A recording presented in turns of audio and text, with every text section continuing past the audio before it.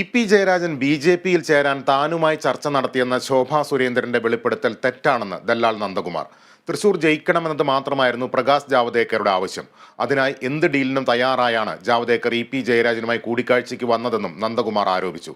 എസ്.എൻ.സി. Lavalin കേസിൽ പിണറായി വിജയൻ സഹായത്തിനായി തന്നെ വിളിച്ചിരുന്നുവെന്നും നന്ദകുമാർ അവകാശപ്പെടുന്നു. ജയരാജനും താനുമായുള്ള ബന്ധം CPM വിചാരിച്ചാൽ ഇല്ലാതാക്കാൻ സാധിക്കില്ല എന്ന ആത്മവിശ്വാസമാണ് നന്ദകുമാർ പ്രകടിപ്പിച്ചത്. തൃശൂർ സീറ്റ് വേണമെന്ന് മാത്രമായിരുന്നു പ്രകാശ് ജാവദേക്കറുടെ ആവശ്യം. ഇതിനായി എന്ത് ഡീലിനും തയ്യാറായാണ് അദ്ദേഹം ഇ.പി. ജയരാജനെ കണ്ടത്. വൈദേകം റിസോർട്ടുമായി ബന്ധപ്പെട്ട EDയുടെ അന്വേഷണത്തെ മുൻനിർത്തിയായിരുന്നു ഇ.പി. ജയരാജനുമായി ചർച്ചകൾ നടത്തിയതെന്നും നന്ദകുമാർ പറഞ്ഞു. ആ സമയത്താണ് വൈദേകത്തിനെതിരെ ED പെറ്റീഷൻ കിടപ്പുണ്ട്. അത് ജാവദേക്കർ എവിടെ നിന്ന് കോപ്പി സംഘടിപ്പിച്ചിട്ടുണ്ട്. അതൊരു മാർക്കിംഗ് ഒക്കെ കാണാം, ഫോട്ടോസ്റ്റാറ്റ് എടുത്തേക്കണത് ജാവദേക്കർ എടുത്ത് സം പെറ്റീഷൻ അഗൈൻസ്റ്റ് യു എന്ന് പറഞ്ഞപ്പോൾ ഇ.പി. ചൂടായി.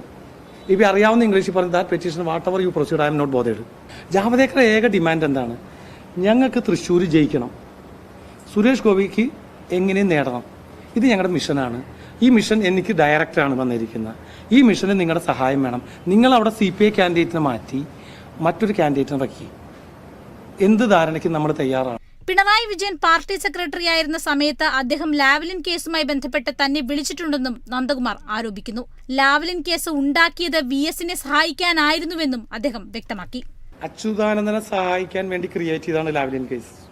അദ്ദേഹം പറയുന്നൊരു കാര്യമുണ്ടല്ലോ, കമല ട്രേഡിംഗ് എന്ന് പറഞ്ഞൊരു പേരിൽ അദ്ദേഹത്തിന്റെ വൈഫിനെ അധിക്ഷേപിച്ചു സിംഗപ്പൂർ എന്ന്. അത് ഈ ക്രൈം നന്ദകുമാർ ക്രിയേറ്റ് ചെയ്ത കമലയാണ്. അങ്ങനെ ഒരു സംഭവമില്ല. ഞാൻ ക്രൈം നന്ദകുമാർ തമ്മിൽ ഉടക്കണ്ടായി എൻ്റെ പേരിൽ. അദ്ദേഹം പറയണത് സത്യമാണ്. കമല ഇന്റർനാഷണൽ സിംഗപ്പൂരിൽ നിന്ന് ഒരു കത്ത് കിട്ടിയപ്പോൾ ഉടനെ അത് പിണറായി വിജയന്റെയാണ് സ്ഥാപിച്ച്. അങ്ങനെ സംഭവമില്ല. അദ്ദേഹം പറയണ്ട പലപ്പോഴും മാധ്യമ സിൻഡിക്കേറ്റ് സൃഷ്ടിച്ചെന്ന്. ശരിയല്ലേ? അതേസമയം ശോഭാ സുരേന്ദ്രനെതിരെ നന്ദകുമാർ DGPക്ക് പരാതി നൽകിയിട്ടുണ്ട്. 15 ദിവസത്തിനുള്ളിൽ നടപടി എടുത്തില്ലെങ്കിൽ കോടതിയെ സമീപിക്കുമെന്നും അദ്ദേഹം പറഞ്ഞു. Kerala vision news, Kochi.